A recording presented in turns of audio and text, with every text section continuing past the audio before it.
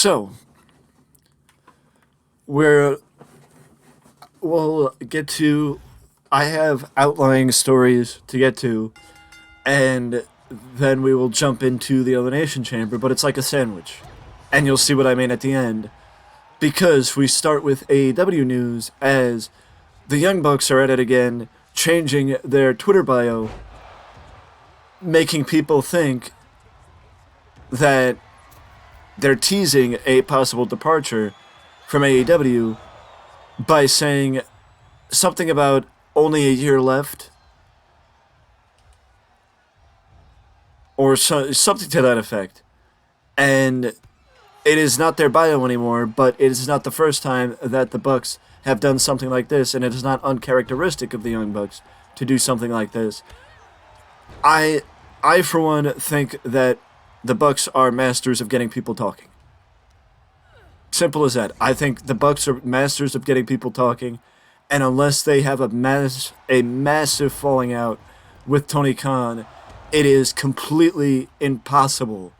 It is completely impossible for the idea that the Bucks will leave AEW.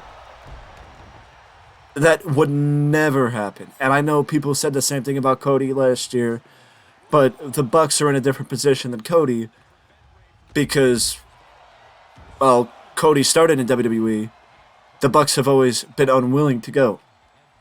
You know, yes, maybe they may have a different opinion when the company's under different ownership with Triple H in power.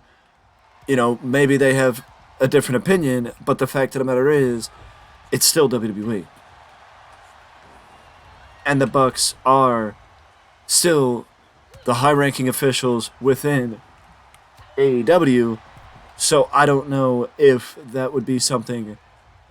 Like, I don't know where their heads are at, but all I know is 2024 is set to be an interesting year for a different reason for AEW, with a certain Burberry-wearing, belt-toting champion having his contract expire. But, as I mentioned, we got a lot of news to get to about the Elimination Chamber. And that is because a lot of matches for the Elimination Chamber were announced. And they include Bobby Lashley versus Brock Lesnar, which, I don't know about you, but I'm surprised that Lashley versus Lesnar was announced for Elimination Chamber as opposed to being announced for WrestleMania. I'm surprised that this match is going to happen at Elimination Chamber and not WrestleMania. I do think that this might leave the door open for the possibility of the match that a lot of people may want, but nobody knew they wanted until that face-off in the Royal Rumble between Intercontinental Champion Gunther and Brock Lesnar. Now, there are some that might say, oh, well, so you want Brock to win the Intercontinental title? No, not at all. Brock does not need the Intercontinental title. Brock should not get the Intercontinental title, and he should not be the one that defeats Gunther for the Intercontinental title. Because who are you going to have Brock on that level? On that level, who are you going to have Brock defeat to become Intercontinental Champion? You're gonna keep it with people like Drew McIntyre, Sheamus, yada yada yada yada yada, and instead of having someone else be made by defeating Gunther and continuing the development of the roster, which Triple H has been so well versed in because of his time in NXT, Triple H is crafting a story. And I think much like that feud, much like I said with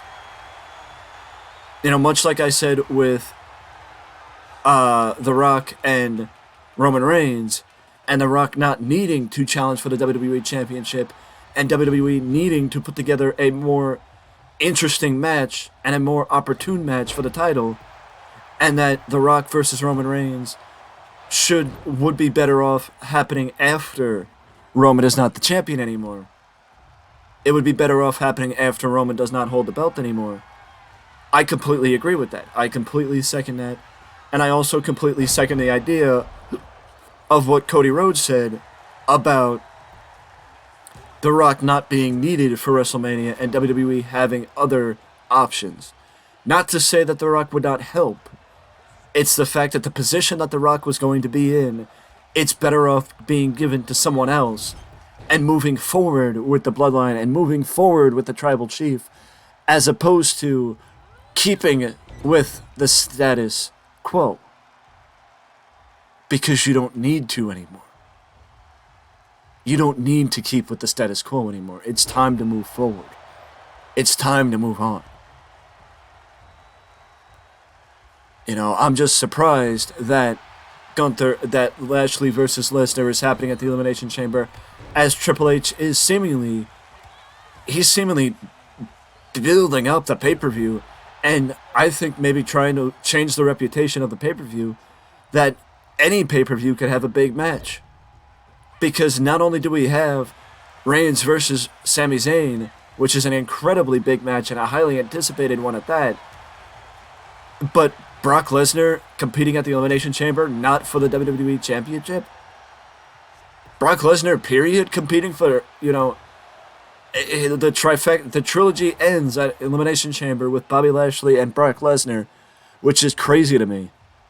But Elimination Chamber is on February the 18th, and much like I have done with a lot of pay-per-views in recent weeks, we will do the preview for the Elimination Chamber, and we will do the preview for Battle in the Valley, which Battle in the Valley also takes place on the same day as the Elimination Chamber. But also, Judgment Day versus Edge continues at the Elimination Chamber, with Beth Phoenix and Edge teaming up against Rhea Ripley and Finn Balor. This will likely set the stage for Edge versus Balor at WrestleMania. And it is entirely possible, in my opinion, that Edge and Beth win, with the fact that Rhea Ripley will likely be the champion at WrestleMania. And I think it is entirely possible that Balor will fight Edge at WrestleMania and get the biggest victory of his career to this point against the Hall of Famer, capping off what has been a very well put together rivalry between Edge and the Judgment Day. Also, the Elimination Chamber match is set. Both Elimination Chamber matches are set, and I will give it to the women first because of the amount of times that I've butchered the participants in the Elimination Chamber. Carmella, Nikki Cross, Raquel Rodriguez, Asuka, Liv Morgan, and Natalya will all compete at the Elimination Chamber pay-per-view for the right to fight Bianca Belair at WrestleMania for the Raw Women's Championship. And on the other side of the coin, Austin Theory will hop into the Elimination Chamber to defend the United States Championship for the very first time. The Elimination Chamber will house the United States title, and Theory will defend against Montez Ford, Johnny Gargano, Bronson Reed, Seth Rollins, and Damian Priest. I mean, honestly, that's an amazing Elimination Chamber and a fantastic way to cover Austin Theory, but also give someone new the United States Championship heading into WrestleMania. I still do believe, and I'm calling it now, that Seth Rollins will be going against Logan Paul at WrestleMania, and according to Dave Meltzer, Austin Theory has John Cena, so that leaves Damian Priest, Bronson Reed, Johnny Gargano, and Montez Ford as potential United States champions heading into the big event. Also, six-woman tag team match is set or penciled in for the Elimination Chamber, according to various reports, with Damage Control going against Becky Lynch and two Hall of Famers in Lita and... Spoilers. I'll give you a chance to click off because it's spoilers, as you saw Lita help Becky last night on Raw. But next week, WWE is going to be drilling it home for the Canadian heroes, as Trish Stratus will be returning to team with Becky Lynch and Lita against Damage Control at the Elimination Chamber pay-per-view. But we also will end on some reports that Jerry the King Lawler suffered a medical episode. There are no, there's no reports on the severity. There's no reports on what happened, other than he went out to lunch with friends, went back to his condo in Florida, and was not feeling well, and went to the hospital. And because WWE and Jerry Lawler, the family of Lawler, have not reported much, we will stand with PW Insider and not report anything. Not that I know anything that PW Insider does not know, because, well, that's where I get my reports. But I will say the same as the others, and say that I wish nothing but the best for the King. It is, never a good thing when you hear a medical episode about somebody that is a legend, or anybody for that matter. But I wish nothing but the best for the King, and I hope that we get the report that he's doing well. But either way, with that being said and all that out of the way, it's time to say goodbye. As the news is done for today, I will see you in the next video.